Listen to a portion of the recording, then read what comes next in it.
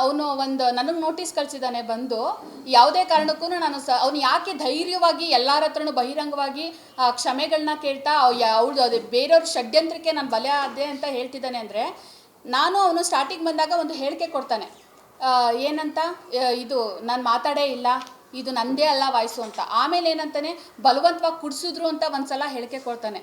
ಆಮೇಲೆ ಇನ್ನೊಂದ್ಸಲ ಯಾರೋ ನಾನು ತಪ್ಪು ಮಾಡಿಲ್ಲ, ತಪ್ಪು ಅಲ್ಲಿ ಒಂದೊಂದು ಥರದ ಹೇಳಿಕೆಗಳನ್ನ ನೀವೇ ನೋಡಬೇಕು.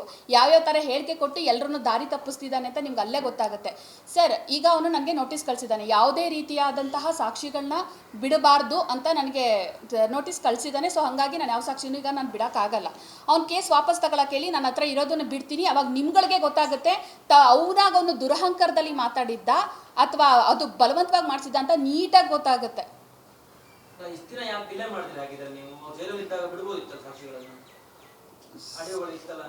ಅದು 16 ನಿಮಿಷದ್ದು ಒಂದೇ ಸಲ ಹೆಂಗ್ ಬಿಡೋದು ಸರ್? ಅದು ಸರ್ ಅದು ಏನು 16 ನಿಮಿಷದ ಅದು ನನ್ನ ಇನ್ಸ್ಟಾದಲ್ಲಿ ಅಷ್ಟು ಇದು ಪರ್ಮಿಟ್ ಇಲ್ಲ ಸರ್. ಸರ್, ಅವ್ರು ಕಂಪ್ಲೇಂಟ್ ಕೊಟ್ಟಿದ್ದಾರೆ, ಅವ್ನು ಜೈಲಿಗೆ ಹೋಗಿದ್ದಾನೆ ಸರ್. ಉದ್ದೇಶ ಇನ್ನೊಂದು, ಅವ್ನ ಇಂಡಸ್ಟ್ರಿಯಿಂದ ಬ್ಯಾನ್ ಮಾಡಿಸ್ಬೇಕು, ಮತ್ತೊಂದು ಅಲ್ಲ ಸರ್. 1.5 ವರ್ಷದಿಂದ ಇನ್ನು ಕೆಲವರು ಎಲ್ಲರೂ ಕೇಳೋ ಪ್ರಶ್ನೆ ಏನು ಅಂತ ಅಂದರೆ, ಯಾಕೆ ರೆಕಾರ್ಡಿಂಗ್ ಮಾಡ್ಕೋಬೇಕಾಗಿತ್ತು ಅಂತ ಎಲ್ಲರೂ ಒಂದು ಪ್ರಶ್ನೆ ಮಾಡ್ತೀರಾ. ಹಾಗಾದರೆ ಇದೇ ಮಡೇನೂರು ಮನು 1.5 ವರ್ಷದಿಂದ ಅಪ್ಪಣ್ಣ ರಾಮದುರ್ಗ ಅನ್ನೋದನ್ನ ಬಲವಂತವಾಗಿ ಹೊಡೆದು ಬಡ್ದು, ನಾನು ಆಲ್ರೆಡಿ ಮೀಡಿಯಾಗೂ ತೋರಿಸಿದ್ದೀನಿ. ಅವನಾದರೂ ಬ್ಲ್ಯಾಕ್ ಮೇಲ್ ಮಾಡಿ ನನ್ನ ಹತ್ರ ಮಾಡಿಸಿರೋದನ್ನು ಸಂಬಂಧಪಟ್ಟಂಥ ಸ್ಕ್ರೀನ್ಶಾಟ್ಗಳನ್ನ ನಾನು ಅದರಲ್ಲಿ ಮಾಧ್ಯಮಕ್ಕೂ ತೋರಿಸಿದ್ದೀನಿ. ಅದನ್ನು ಯಾಕೆ ಅವ್ನು ರೆಕಾರ್ಡ್ ಮಾಡ್ಕೋಬೇಕಿತ್ತು?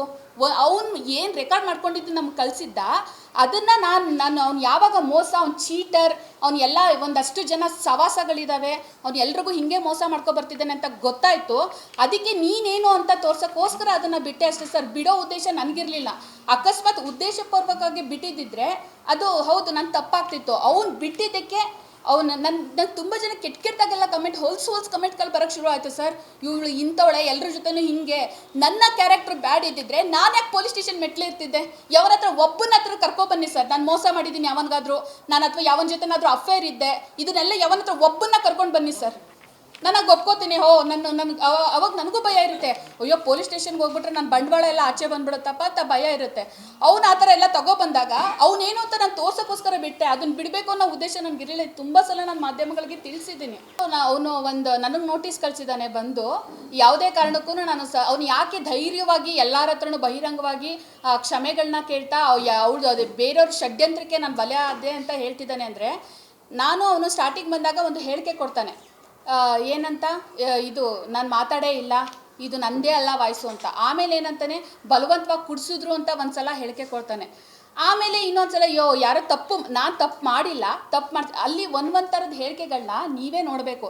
ಯಾವ್ಯಾವ ಥರ ಹೇಳಿಕೆ ಕೊಟ್ಟು ಎಲ್ಲರನ್ನೂ ದಾರಿ ತಪ್ಪಿಸ್ತಿದ್ದಾನೆ ಅಂತ ನಿಮ್ಗೆ ಅಲ್ಲೇ ಗೊತ್ತಾಗುತ್ತೆ. ಸರ್, ಈಗ ಅವನು ನನಗೆ ನೋಟಿಸ್ ಕಳಿಸಿದ್ದಾನೆ, ಯಾವುದೇ ರೀತಿಯಾದಂತಹ ಸಾಕ್ಷಿಗಳನ್ನ ಬಿಡಬಾರ್ದು ಅಂತ ನನಗೆ ನೋಟಿಸ್ ಕಳಿಸಿದ್ದಾನೆ. ಸೊ ಹಾಗಾಗಿ ನಾನು ಯಾವ ಸಾಕ್ಷಿನೂ ಈಗ ನಾನು ಬಿಡೋಕ್ಕಾಗಲ್ಲ. ಅವ್ನ ಕೇಸ್ ವಾಪಸ್ ತಗೊಳಕ್ಕೆ ಹೇಳಿ, ನನ್ನ ಹತ್ರ ಇರೋದನ್ನು ಬಿಡ್ತೀನಿ. ಅವಾಗ ನಿಮ್ಗಳಿಗೆ ಗೊತ್ತಾಗುತ್ತೆ ಅವನಾಗ ಅವನು ದುರಹಂಕಾರದಲ್ಲಿ ಮಾತಾಡಿದ್ದ ಅಥವಾ ಅದು ಬಲವಂತವಾಗಿ ಮಾಡಿಸಿದ್ದ ಅಂತ ನೀಟಾಗಿ ಗೊತ್ತಾಗುತ್ತೆ.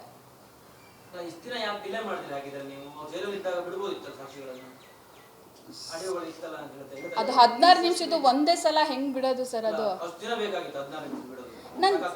ಸರ್ ಅದು ಏನು 16 ನಿಮಿಷದ ಅದು ನನ್ನ ಇನ್ಸ್ಟಾದಲ್ಲಿ ಅಷ್ಟು ಇದು ಪರ್ಮಿಟ್ ಇಲ್ಲ ಸರ್. ಸರ್, ಅವ್ರು ಕಂಪ್ಲೇಂಟ್ ಕೊಟ್ಟಿದ್ದಾರೆ, ಅವ್ನು ಜೈಲಿಗೆ ಹೋಗಿದ್ದಾನೆ ಸರ್. ಉದ್ದೇಶ ಇನ್ನೊಂದು, ಅವ್ನ ಇಂಡಸ್ಟ್ರಿಯಿಂದ ಬ್ಯಾನ್ ಮಾಡಿಸ್ಬೇಕು, ಮತ್ತೊಂದು ಅಲ್ಲ ಸರ್.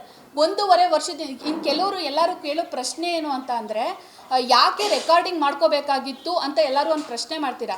ಹಾಗಾದರೆ ಇದೇ ಮಡೇನೂರು ಮನು 1.5 ವರ್ಷದಿಂದ ಅಪ್ಪಣ್ಣ ರಾಮದುರ್ಗ ಅನ್ನೋದನ್ನ ಬಲವಂತವಾಗಿ ಹೊಡೆದು ಬಡ್ದು, ನಾನು ಆಲ್ರೆಡಿ ಮೀಡಿಯಾಗೂ ತೋರಿಸಿದ್ದೀನಿ. ಅವನಾದರೂ ಬ್ಲ್ಯಾಕ್ ಮೇಲ್ ಮಾಡಿ ನನ್ನ ಹತ್ರ ಮಾಡಿಸಿರೋದನ್ನು ಸಂಬಂಧಪಟ್ಟಂಥ ಸ್ಕ್ರೀನ್ಶಾಟ್ಗಳನ್ನ ನಾನು ಅದರಲ್ಲಿ ಮಾಧ್ಯಮಕ್ಕೂ ತೋರಿಸಿದ್ದೀನಿ. ಅದನ್ನು ಯಾಕೆ ಅವ್ನು ರೆಕಾರ್ಡ್ ಮಾಡ್ಕೋಬೇಕಿತ್ತು? ಅವ್ನು ಏನು ರೆಕಾರ್ಡ್ ಮಾಡ್ಕೊಂಡಿದ್ದು ನಮ್ಗೆ ಕಳಿಸಿದ್ದ, ಅದನ್ನು ನಾನು ಅವ್ನು ಯಾವಾಗ ಮೋಸ, ಅವ್ನು ಚೀಟರ್, ಅವ್ನು ಎಲ್ಲ ಒಂದಷ್ಟು ಜನ ಸವಾಸಗಳಿದ್ದಾವೆ, ಅವ್ನು ಎಲ್ರಿಗೂ ಹಿಂಗೆ ಮೋಸ ಮಾಡ್ಕೊಬರ್ತಿದ್ದಾನೆ ಅಂತ ಗೊತ್ತಾಯಿತು. ಅದಕ್ಕೆ ನೀನೇನು ಅಂತ ತೋರ್ಸೋಕ್ಕೋಸ್ಕರ ಅದನ್ನು ಬಿಟ್ಟೆ ಅಷ್ಟೇ ಸರ್. ಬಿಡೋ ಉದ್ದೇಶ ನನಗಿರಲಿಲ್ಲ. ಅಕಸ್ಮಾತ್ ಉದ್ದೇಶಪೂರ್ವಕವಾಗಿ ಬಿಟ್ಟಿದ್ದಿದ್ರೆ ಅದು ಹೌದು, ನನ್ನ ತಪ್ಪಾಗ್ತಿತ್ತು. ಅವ್ನು ಬಿಟ್ಟಿದ್ದಕ್ಕೆ ನನ್ನ ತುಂಬ ಜನ ಕೆಟ್ಟದಾಗೆಲ್ಲ ಕಮೆಂಟ್ ಹೋಲ್ಸ್ ಕಮೆಂಟ್ಗಳು ಬರೋಕ್ಕೆ ಶುರು ಆಯಿತು ಸರ್. ಇವಳು ಇಂಥವಳೆ, ಎಲ್ಲರ ಜೊತೆನೂ ಹಿಂಗೆ. ನನ್ನ ಕ್ಯಾರೆಕ್ಟರ್ ಬ್ಯಾಡ್ ಇದ್ದಿದ್ರೆ ನಾನು ಯಾಕೆ ಪೊಲೀಸ್ ಸ್ಟೇಷನ್ ಮೆಟ್ಲಿರ್ತಿದ್ದೆ? ಯಾವನ ಹತ್ರ ಒಬ್ಬನ ಹತ್ರ ಕರ್ಕೊಬನ್ನಿ ಸರ್, ನಾನು ಮೋಸ ಮಾಡಿದ್ದೀನಿ ಯಾವನಿಗಾದ್ರು, ನಾನು ಅಥವಾ ಯಾವನ ಜೊತೆನಾದರೂ ಅಫೇರ್ ಇದ್ದೆ, ಇದನ್ನೆಲ್ಲ ಯಾವನ ಹತ್ರ ಒಬ್ಬನ್ನ ಕರ್ಕೊಂಡು ಬನ್ನಿ ಸರ್. ನನಗೆ ಒಪ್ಕೋತೀನಿ. ಅವಾಗ ನನಗೂ ಭಯ ಇರುತ್ತೆ, ಅಯ್ಯೋ ಪೊಲೀಸ್ ಸ್ಟೇಷನ್ಗೆ ಹೋಗ್ಬಿಟ್ರೆ ನನ್ನ ಬಂಡವಾಳ ಎಲ್ಲ ಆಚೆ ಬಂದ್ಬಿಡುತ್ತಪ್ಪ ಅಂತ ಭಯ ಇರುತ್ತೆ. ಅವ್ನು ಆ ಥರ ಎಲ್ಲ ತಗೊಬಂದಾಗ ಅವನೇನು ಅಂತ ನಾನು ತೋರ್ಸೋಕ್ಕೋಸ್ಕರ ಬಿಟ್ಟೆ. ಅದನ್ನ ಬಿಡಬೇಕು ಅನ್ನೋ ಉದ್ದೇಶ ನನಗಿರಲಿಲ್ಲ. ತುಂಬ ಸಲ ನಾನು ಮಾಧ್ಯಮಗಳಿಗೆ ತಿಳಿಸಿದ್ದೀನಿ. SS ಟಿವಿ ಸಿನಿಮಾ ಜಗತ್ತಿನ ಕ್ಷಣ ಕ್ಷಣದ ಸುದ್ದಿಯೊಂದಿಗೆ.